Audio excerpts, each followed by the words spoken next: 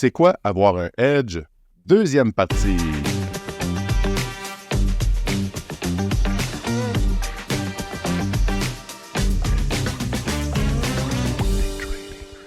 OK, très enthousiaste de vous retrouver. Ça a été long la semaine, il a fallu qu'on soit patient, on avait trop hâte. Donc, je suis toujours en compagnie de François. On poursuit, il n'y a pas d'intro. On poursuit dans les sujets parce qu'on a encore beaucoup de choses à discuter. On a quand même touché déjà à certaines fibres, quelque chose qui est intéressant. Es-tu prêt, mon François, pour qu'on poursuive ça? Très bien. Puis, en entrée de jeu, on va dire à nos abonnés ou nos auditeurs de s'abonner au Club des Initiés, oui, mais surtout s'abonner audio, là, Spotify et compagnie, sinon la chaîne YouTube. Merci, François, t'es bon pour nous, parce que moi, je l'oublie souvent. Oui. Bien, ça va permettre à nos auditeurs d'avoir un edge sur ce qui se passe en bourse. Oui, parce que le edge, c'est aussi nos connaissances. Puis le podcast, à date, là, on a plus que 80 épisodes au moment où on enregistre celui-là. Moi, ça a changé beaucoup de choses dans ma vie, puis j'espère. Puis les commentaires qu'on a sont quand même super bons. Les gens, oui, tu sais, puis on essaie de vous donner du contenu, là. On essaie vraiment de vous donner le contenu puis vous partager nos réflexions du moment. Donc, on était rendu à pourquoi travailler sur son edge, dans le fond. Là, c'est plus moi qui avait l'idée en tête.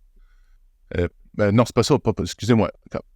On était rendu à comment on l'exploite, parce qu'on a déjà couvert comment travailler sur son edge. Comment on l'exploite? Moi, ce que je trouve, c'est que pour l'exploiter, c'est sûr que le but, c'est de faire de l'argent. Là, on peut s'accomplir, on peut grandir, mais le but, c'est de faire de l'argent. Le edge, pour moi, ce que j'ai appris au fil du temps, puis même en échangeant parce que peut-être je vous l'ai dit, mais j'ai engagé un psychologue, moi, il y a comme 1 an et quelques pour m'aider à aller plus loin encore dans ma démarche. Non pas parce que j'avais des douleurs, mais je voulais aller plus loin. Il faut qu'il soit en accord avec nos croyances et nos convictions. Quand je vous donnais l'exemple dans le dernier épisode on sait sont où les stop-loss. Si moi, j'y crois que les stop-loss sont là, puis que j'ai une conviction que ça fonctionne parce que j'ai fait des tests, on a regardé nos statistiques, on s'est assuré d'avoir une preuve pour soi, donc ça devient une conviction puis une croyance. Ce qui va arriver, c'est quand je vais avoir une série de pertes consécutives, parce que ça arrive, là. Personne ne s'en sauve. Ça va arriver des fois. Là, si tu as eu 4, 5, 6 trades consécutifs avec des pertes, là, on se met à douter. Fait que pour moi, je trouve que travailler sur son edge, c'est travailler sur sa conviction, sa croyance, sa confiance que ça va fonctionner. Parce qu'on dit souvent « follow the process » ou c'est faire confiance au processus plus que de regarder l'argent qu'on fait ou pas. Mais ça demande qu'on soit convaincu qu'on y croit. C'est comme ça que je l'interprète, le pourquoi travailler sur ça. Comment on l'exploite. Je vais même aller dans mes notes. Comment on l'exploite. Donc, c'est une façon de dire qu'on va l'exploiter qui est concrète, mais qui en même temps est abstraite aussi, parce que ça se passe à l'intérieur de nous. Je ne sais pas si tu as quelque chose à ajouter là-dessus, François, aussi. Rien à rajouter, votre honneur. Parfait. Merci. C'est bon pour moi. Donc, prochaine questionnement, comment on l'entretient? François parle souvent de discipline et de respecter son plan à la lettre. Moi, je pense que ça passe par ça. Hein? La discipline dans toutes les sphères de notre vie, c'est la clé du succès, je crois. Puis ça nous permet de respecter son plan à la lettre. C'est un peu comme quand on répète quelque chose, ça devient un automatisme. Donc, la discipline, c'est ça aussi. Donc, il faut répéter souvent. Puis comme Patrick a dit, des fois, on peut avoir 4-5 journées de perte. Si on croit au processus, si on croit à notre système, si on croit à notre expertise, c'est pas grave. Puis le fait d'être discipliné, ça va aider beaucoup. Surtout pour le moral. Patrick parlait de psychologue, là.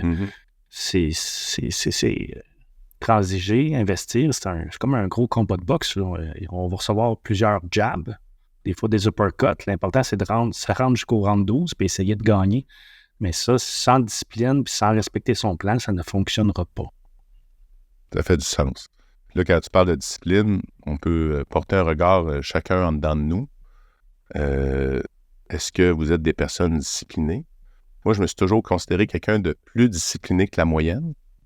Même quand je pratiquais mon instrument de musique, je pratiquais plus que les autres. Mais il y avait un côté sacré à faire les tâches que j'ai à faire. Mais malgré ça, j'ai encore beaucoup de chemin à faire pour être extrêmement discipliné. Il y a plein de choses que je suis lousse, que je suis pas assez rigoureux. Puis François, il est pareil. Donc, encore une fois, on est humain. C'est pas vrai qu'on est parfait. Donc, ça, c'est quand même motivant parce que ça veut dire qu'on n'a pas besoin nécessairement d'être parfait pour réussir. Mais si on tend vers la perfection, bien, notre succès, va suivre. Là. On va toujours devenir meilleur. Puis la discipline, l'exemple de ça, c'est de tenir un journal. Je tiens mon journal, mais je pourrais être plus détaillé dans mon journal.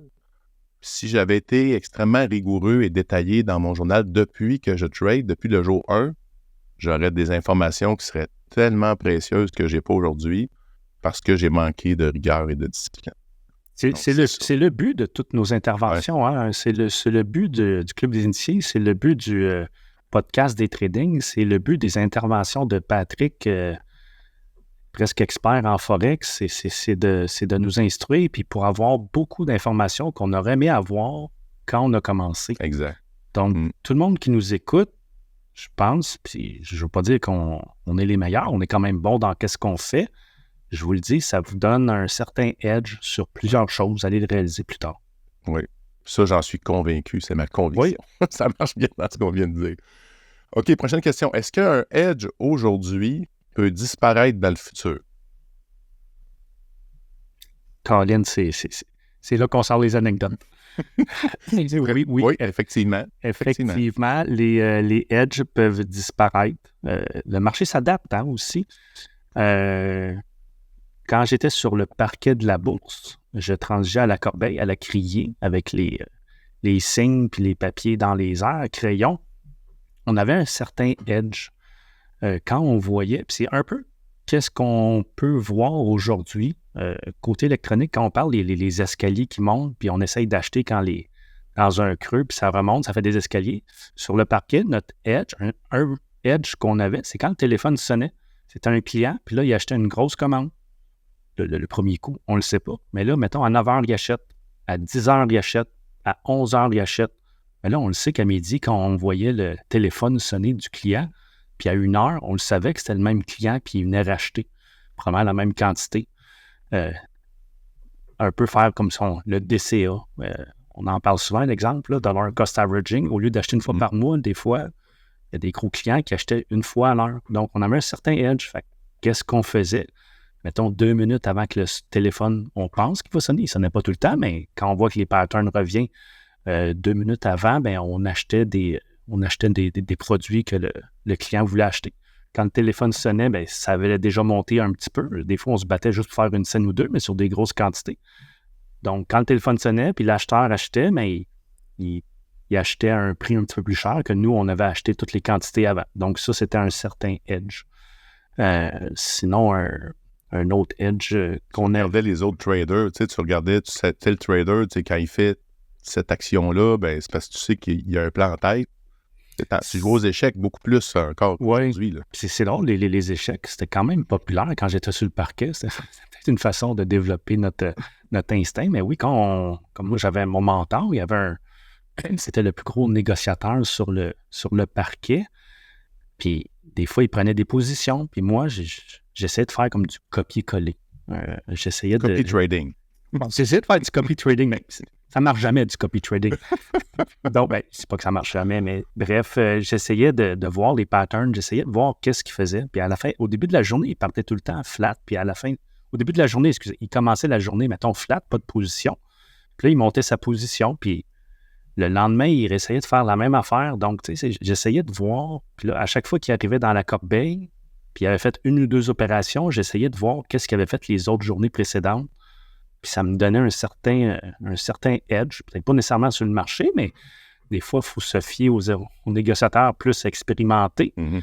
Donc, si c'était un négociateur à succès, cette personne-là, je me suis dit, Colin, il fait quelque chose de bien. Donc, j'essayais de répéter un peu qu'est-ce qu'il faisait. Donc, j'avais peut-être un certain edge sur façon de parler, un certain edge sur le marché. Je prenais son expérience, puis j'essayais de développer les mêmes skills. Ça n'a pas suivi aujourd'hui parce que là, on ne sait pas. Donc, non. Toi, tu étais à côté, tu pouvais le voir, les trades qu'il faisait. Tu pouvais zioter son écran d'ordi, là, qui était noir et vert là, dans le temps, en couleur 4K. Là. Puis, Fait que tu étais capable, tu sais, puis même avec des signes, je sais pas comment tu nommais ça, tu avais à la crier, mais tu avais avec des signes, tu voyais les signes que les gars faisaient, fait que tu étais capable de voir les moves, là. C'est ça, qu'on n'a plus aujourd'hui. Mon mentor, il s'appelait René, donc salut René, wherever you are. On pourrait peut-être l'inviter à un moment donné, ça serait super intéressant. Prends ça en note. Oui, on prend ça en note. Mes amis du parquet sont tous plus vieux, par exemple, ils ont 15-20 ans de plus, là, donc sûrement à la retraite, René, aujourd'hui. Mais bref, quand René arrivait dans le parquet, puis dans la corbeille, puis il commençait à acheter, là, tout le monde achetait. Là. On avait un genre de... C'était un certain edge. Si ce gars-là, il achetait, c'était pas pour une bonne raison. Quand il vendait, bien, on vendait. Mais maintenant, un peu comme tu dis aujourd'hui, ce edge-là a disparu. On ne peut pas vraiment voir là, quand René achète sur le marché des actions ou quand il vend. Donc, même, une petite parenthèse, je dis qu'on peut pas voir qui exactement achète, mais avec nos les time and sell, on peut voir quelle firme achète ou vend. On ne sait pas c'est qui, mais on peut savoir les firmes. Mais je crois aussi qu'on peut même faire des transactions anonymes. Donc, maintenant, aujourd'hui, ce edge-là, on peut dire qu'il est quand même disparu. Oui. Puis, tu sais, là, c'était sur le parquet, tout ça, mais ça existe encore, des trading floors où il y a des gens qui sont ensemble. Fait qu'il y a des firmes à New York, il y en a plein. J'ai vu qu'un edge que certains vont développer pour avoir leur edge, c'est qu'ils vont trader en équipe. C'est-à-dire que les personnes font leur analyse individuelle, puis avant de passer l'ordre, ils vont la soumettre à un collègue qui respecte son analyse. Ce qui fait que si les deux traders d'expérience sont d'accord sur l'analyse, on vient d'augmenter les probabilités de succès. Au lieu d'être tout seul, dans nos billets, là, on avait avec Michel Villa les billets cognitifs, les billets psychologiques, toutes les histoires qu'on se raconte. Fait que ça devient un edge. Puis il n'est pas technique, il n'est pas rapport avec des chandelles, c'est l'humain.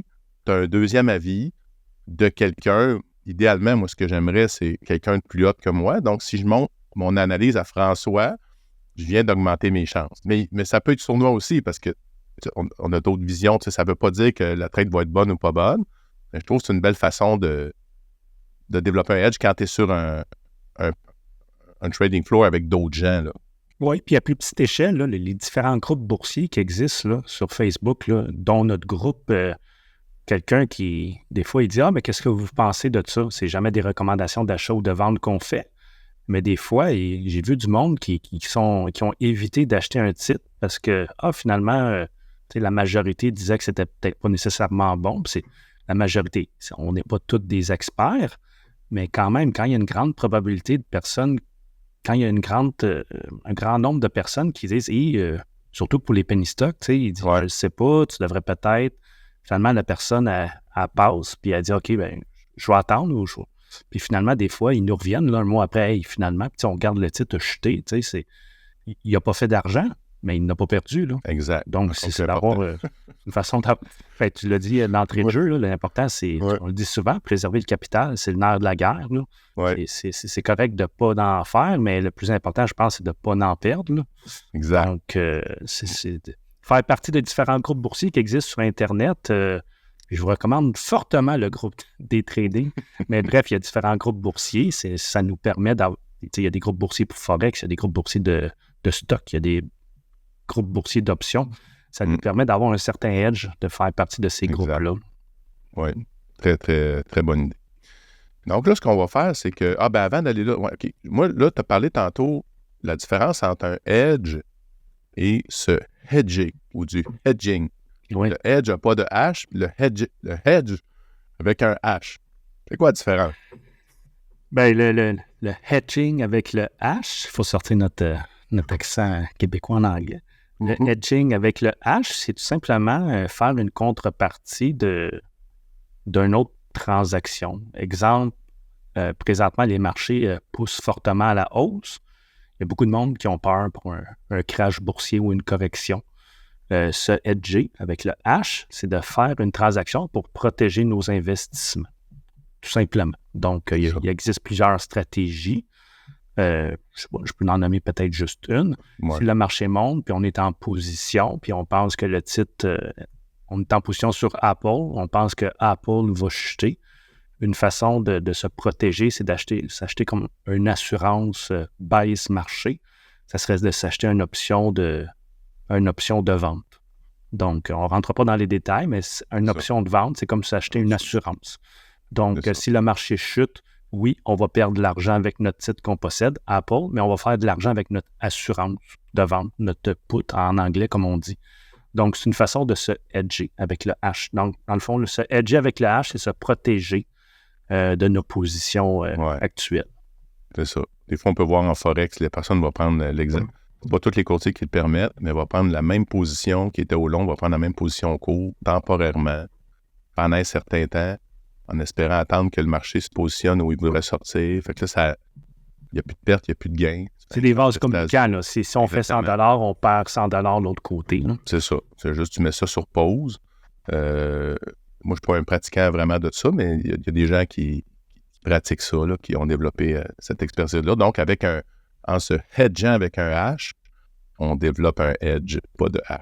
Ça revient wow! C'est bien dit. Là, ce qu'on va faire quelques réflexions. On va essayer d'aller un petit peu rapide, là, en rafale, dans le fond, sur des différents types de hedge. J'en ai écrit quelques-uns. On va les nommer, puis on va les commenter rapidement. Puis après ça, ça va vous donner des pistes de réflexion si vous voulez aller les développer ou qu'est-ce que vous avez envie d'explorer de votre côté. Donc, le premier que moi m'est venu en tête, le premier edge, là, on n'a plus de H, là, le premier edge, c'est soi-même. Donc, une bonne gestion du risque, une bonne gestion, c'est de devenir meilleur, investir en soi, travailler sa psychologie, sa discipline. Si on travaille ça, on vient d'augmenter nos chances, automatiquement.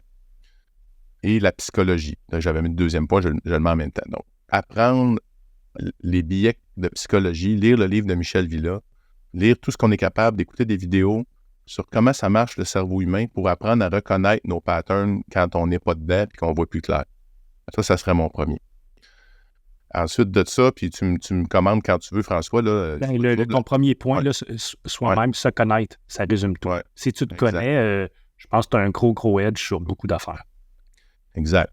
Au moins, tu ne te mens pas à toi-même dans le déni. C'est la pire des situations qu'on peut vivre si on est en mode trading. Après ça, le R ratio, le ratio bénéfice-risque, tu en as parlé tantôt par rapport au casino. Si on a un beau R ratio, puis qu'on a un taux de réussite qui est un petit peu en haut de 50 %, puis qu'on réussit à maintenir ça, puis que notre ratio est plus que 1, automatiquement, on a un edge. Sur la loi des grands nombres. Si on fait juste 2 trades, ça ne veut rien dire. Mais sur 200, 300, 1000 trades, ça va avoir un impact. Mais effectivement, là, on en parle souvent dans le groupe. Le Club des initiés, la plupart du monde, là, mettons les analyses qu'on envoie, sont profitables à 70 % du temps. C'est-tu un gros ratio? Il y en a qui vont dire oui, il y en a qui vont dire non, mais c'est un peu comme le casino te dit, si on a raison, on parle beaucoup de casino parce qu'on arrive de la semaine passée. C'est ça. Mais si on a raison, 70 % du temps, sur une centaine de trades au bout de la ligne, ça va être payant, là. On bat la maison. Là. Exact. Si en plus ton ratio est plus que 1, tu fais du 1,5 pour 1. C'est ça, imagine, on avait déjà parlé, là, mais le ratio, quand on fait 2 pour 1, là, si on fait 2 $ pour n'en perdre juste 1, je crois qu'on peut avoir raison seulement 30-40 % du temps. Exact. Au bout de la ligne, on fait de l'argent. Exact. Pour faire break-even, en 33 %, je ne m'en souviens plus par cœur, mais dans ces coins-là. Ensuite de ça, c'est quelque chose que tu as entendu dire tellement souvent, la confluence dans les indicateurs, dans nos analyses. Oui, c'est souvent, sans avoir un spaghetti mélangé de 10 indicateurs, d'en avoir 2-3 bons. Puis si nos 2-3 bons, parce que la plupart des indicateurs sont bons, il faut juste trouver qu'on est à l'aise, qu'on comprend. Donc, si on a de la confluence dans le fond, c'est quand les 2-3 indicateurs disent la même affaire.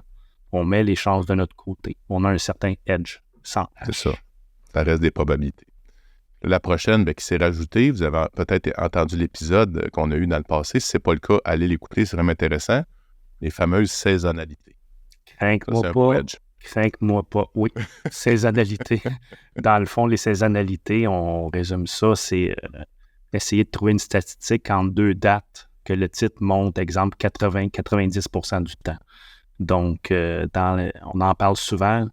Des fois, comme la dernière fois, j'ai sorti une saisonnalité sur un titre, il montait 100 % du temps les 15 dernières années entre 2 dates. Puis cette année, je crois que c'est Dollarama, il n'a pas fait différence des autres années. Ça a été comme une 16e année en ligne qui a monté. Donc, quand on utilise les saisonnalités, C'est pas garant du futur, les saisonnalités, mais ça nous permet de mettre toutes les chances de notre côté. Quand on sait qu'un titre a monté 90% du temps, les 15 dernières années, c'est avoir un certain edge. Exact. Par-dessus ton analyse. En plus. Ensuite de ça, le sentiment de marché. Moi, j'aime ça beaucoup, le sentiment de marché. J'ai parlé de Mr. Market. Moi, je le vois comme un individu. Il y a différentes façons de voir ça, le sentiment de marché pour moi. La première, c'est d'être capable d'interpréter rapidement les titres dans les nouvelles économiques, tu sais, dans CNBC, après ça, mettons...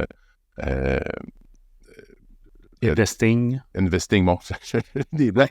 Donc, d'être capable rapidement, le matin, on regarde ça, on regarde les grandes nouvelles et on se fait une idée, tu sais, le Mr. Market, il est-tu anxieux, il est-tu dépressif, il est-tu excité, il est dans quel état? Donc, en étant capable de s'imprégner de ça, pour moi, c'est développer un edge aussi. Puis ça développe ce que tu appelles l'instinct du trader aussi, oui. François. Puis aussi, sentiment de marché, un peu faire du pouce à Patrick, quand on parle, juste connaître le calendrier économique, parce que là, on parle, mettons, exemple de pétrole. Le pétrole de ce temps-ci, il bouge beaucoup. Puis à chaque mercredi, à 10h30, il y a les inventaires de pétrole. Exact. Donc, si vous savez ça, vous avez un certain edge. Donc, si le marché est en chute ou en hausse fortement, peut-être vous ne voudrez pas entrer en position mercredi parce que vous savez qu'il y a des grosses nouvelles qui s'en viennent. Tandis que le monsieur, madame, tout le monde qui ne s'informe pas va entrer en position, puis ça peut aller des deux bords, 50-50, mais ça peut l'éviter de perdre de l'argent pour rien. Donc, connaître les calendriers économiques là, des produits qu'on transige. Parce que c'est vrai que prendre une trade juste avant, c'est comme lancer un 25 sous, faire pile ou face. On n'a aucune idée de ce que ça va faire comme impact. Puis même si la nouvelle est bonne, ça peut aller de l'autre bord. Ça veut rien dire. On le voit avec les résultats financiers, là, malgré que les nouvelles sortent très bonnes, souvent le titre chute. Donc, exactement. Le prochain, moi, je l'affectionne particulièrement, c'est le Open Position Ratio.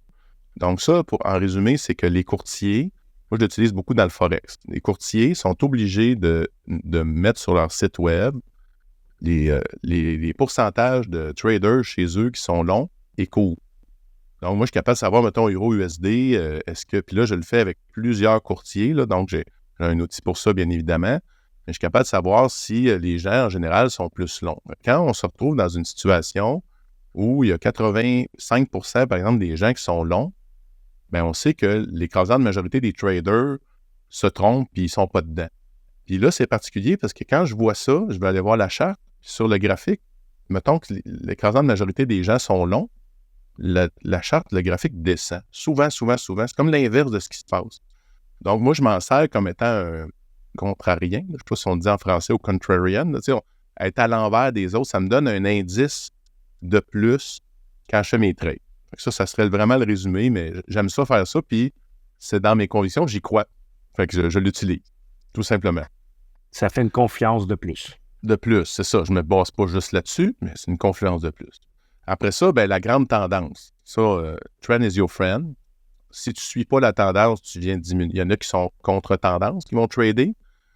Mais si tu ne suis pas la tendance, tu viens de diminuer tes odds, tu viens de diminuer ton edge, ça, c'est clair.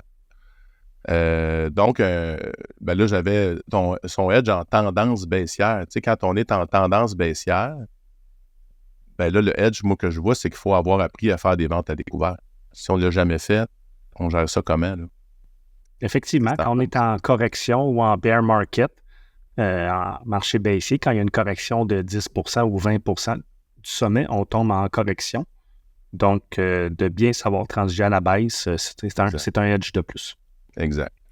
Et le dernier, les deux derniers, c'est le backtesting puis le trader en compte démo. Donc, de se pratiquer avec de la fausse argent. Si vous pouvez le faire, non, c'est pas si vous pouvez, vous devez le faire. Pratiquez-vous. Parce que des fois, on fait des erreurs d'exécution. Juste ça, là, devenez bon dans ses exécutions, passer ses ordres. Quand on s'amuse avec les options, puis on essaie une nouvelle stratégie, des fois, on se met des petits papiers à côté pour dire, hey, là, parce qu'on peut se retrouver à l'envers si on ne fait pas attention quand c'est plus complexe, comme je l'ai vécu. Puis, donc, ça mérite qu'on le pratique. Fait que gênez-vous pas, il n'y a pas de problème à faire ça, du replay, du backtesting. Ça ne veut pas dire que le futur va être garant, là, ça ne veut pas garantir rien, mais ça va faire en sorte que vous allez mieux comprendre, vous allez vivre ce que vous auriez dû vivre avec les 30 ans d'expérience de François que vous n'avez pas, là. C'est ça qu'il faut faire. Le monde sont pressés de transiger, ils sont pressés de faire de l'argent, puis je peux comprendre. On veut tout faire de l'argent vite, puis on veut remplir notre compte de banque.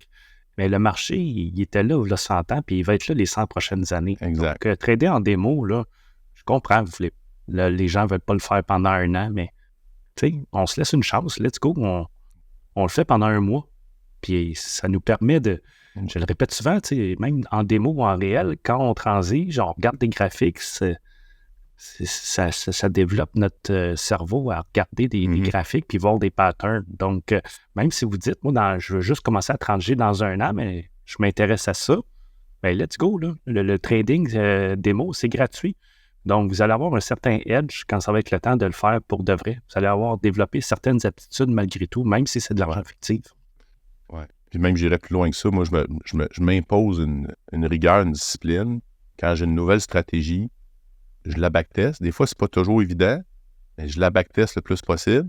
Après ça, j'ai un certain nombre de mois que je dois la trader en démo.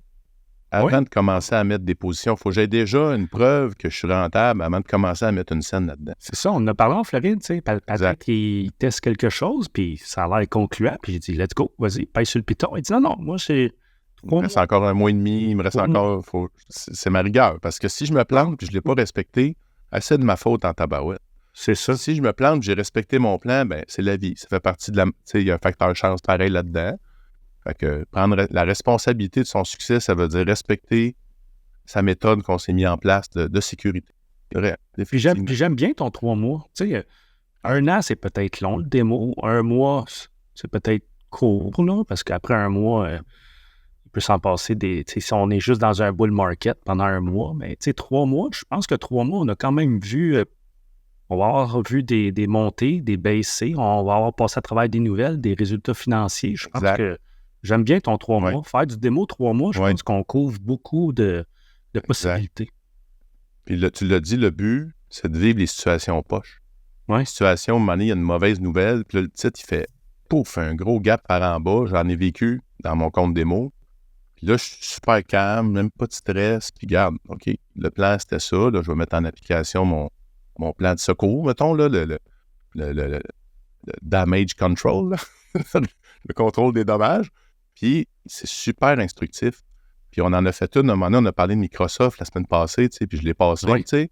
Puis écoute, c'était tellement volatile que je passais, mettons, de 40 cents à 4 piastres à 40 cents de jeu là, en 10 minutes. Fait que j'ai vécu une situation hors norme que la volatilité est extrême. Mais si j'avais fait ça avec un gros montant de ma vraie argent tout de suite sur le fly, j'aurais été pas mal plus nerveux, là. Donc, c'est vraiment une bonne méthode. Moi ça me va très bien. Je veux dire. Est-ce qu'on est prêt pour la conclusion? Ça te va, François? T'avais-tu autre chose que tu voulais rajouter? C'est quand même un beau sujet. Parfait. Donc, en conclusion, bien, comme vous le voyez, là, on a dit, le concept, il est simple, mais ça reste tout un défi de trouver son edge à soi, puis encore plus de le maintenir. Ça demande de l'ouverture, de l'écoute de soi, de l'écoute des marchés. Ça demande à réfléchir régulièrement pour ne pas prendre rien pour acquis, se remettre en question positivement.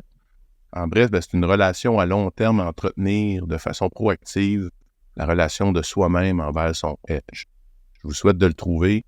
Je vous souhaite que vous ayez vraiment une assurance avec ça. Je termine avec ma maxime. Entretenir une relation saine et constructive avec son edge est d'une importance cruciale pour le trader qui veut véritablement réussir. Alors, bon trading!